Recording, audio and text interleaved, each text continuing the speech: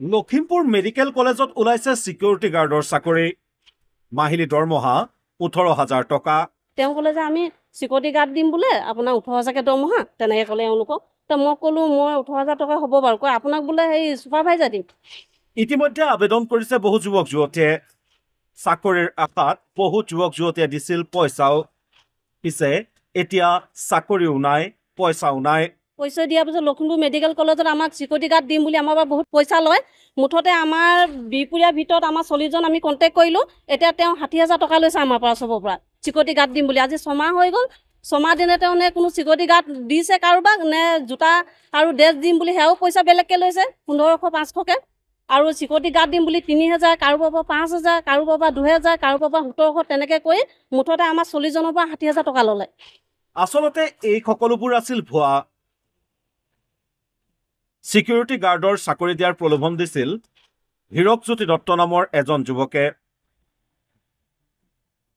এই হীৰকজ্যোতি দত্ত নামৰ এজন মানুহ আছে তেওঁ এজন মানে বহুত ফাঁকিদাস হয় তেওঁ কৈ থাকে যে মোৰ লখিমপুৰ পানীগাঁও তেল ডিপুৰ ওচৰত ঘৰ হয় তেনেকৈ কৈ পিনে আমাক পৰিচয় দিয়াৰ পিছত লখিমপুৰ মেডিকেল কলেজত আমাক সিকিউৰিটি গাৰ্ড দিম বুলি আমাৰ পৰা বহুত পইচা লয় মুঠতে আমাৰ বিপুৰীয়াৰ ভিতৰত আমাৰ ৪০জন আমি কণ্টেক্ট কৰিলোঁ এতিয়া তেওঁ ৬০,০০০ টকা লৈছে আমাৰ পৰা চবৰ পৰা কাৰোবাৰ পৰা ৩৫০০ মোৰ পৰা ৩৫০০ লৈছে এওঁৰ পৰা ১৭০০ আৰু এওঁৰ পৰা ১৭০০ কাৰোবাৰ পৰা ৫,০০০ এনেকৈ লৈছে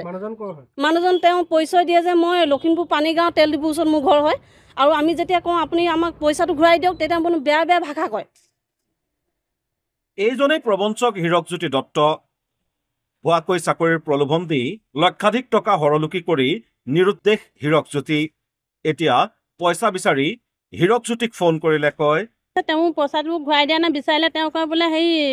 মই কওঁ বাৰু কেছটো দি দিম বুলি কওঁ তেতিয়া তেওঁ কয় হেৰি কেছ দিয়ে কি দিয়ে দি থাকক কিন্তু মই পইচা ঘূৰাই দিবলৈও নাই আৰু বাৰম্বাৰ মই ফোন কৰিয়ে থাকোঁ তেওঁ কয় বোলে আপোনাক মই চিনি নাপাওঁ তেনেকৈ কয় ফোন কৰিলে কয় যে মই আপোনাক চিনি নাপাওঁ আপোনাক পইচা ঘূৰাই দিবলৈও নাই তেনেকৈ মানে প্ৰলোভন কৰি থাকে আৰু কিছুমান মাইকী মানুহক বেয়া বেয়া চকুৰে চায় যে মোৰ ওচৰলৈ মই তহঁতক দিম পইচাও ঘূৰাই দিম এনেকৈ মানে বেয়া বেয়া কথা কিছুমান কয় আৰু তেওঁ উচিত শাস্তি দিব লাগে মোৰ মতে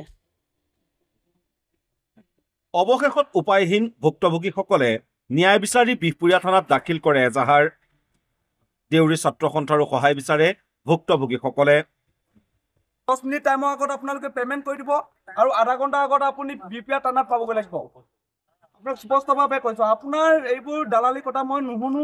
যি কৈছোঁ আপুনি সেইটো নক আহিবনে নাহিব আপুনি এইটো কওক যদি নাহে আমি কঠোৰভাৱে ব্যৱস্থা ল'ম আমি লৈ আছোঁ তেখেতে কেৰেপেৰ কৰা নাই তেখেতে চিনি পোৱা নাই সদৌ অসম দেউৰী ছাত্ৰ সন্থাক আপুনি কি ক'ব খুজিছে আপুনি আপুনি কি বুলি ভাবিছে সদৌ অসম দেউৰী ছাত্ৰ সন্থাক কি বুলি ভাবিছে আপুনি কেলৈ নোসোমাম একেতে কৈছে ৰাইজৰ মাজত এটা সন্তাই সোমাব নোৱাৰে একেতে এনেকুৱা ধৰণৰ কৈছে যে ৰাইজৰ মাজত আপুনি কি ক'ব ধৰিছে যে এনেকুৱা পদ এজন ওলাইছে আমাৰ গাঁৱৰ পৰাও আছে আৰু ওচৰ চুবুৰীয়া গাঁৱৰ পৰাও আছে আৰু একেসকলে আছে একেসকলৰ পৰা চিকিউৰিটিৰ পোছাক আৰু জোতাযোৰ চিলাবলৈ কাৰণে পইচা লোৱা হৈছিলে কোনোবাৰ পৰা ১৭০০ কিছুমান ড্ৰেছ পোছাকৰ কাৰণে কিছুমানৰ পৰা ১৬০০ এনেকুৱা ধৰণৰ মানে তেখেতসকলে এনেকুৱা পৰ্ট কৰি আছে এতিয়া যিটো কৈছে আপোনালোকে শুনিলেই পুনৰ তেখেতসকলে কথা পাতিলে আৰু আমাৰ ছাত্ৰ সন্থাকো তেখেতে কেৰেপ কৰা নাই গতিকে সাৱধান হওক আপুনিও চাকৰি বুলি ক'লেই দৌৰি নাযাব অন্যথা প্ৰবঞ্চনাৰ বলি হ'ব পাৰে আপুনি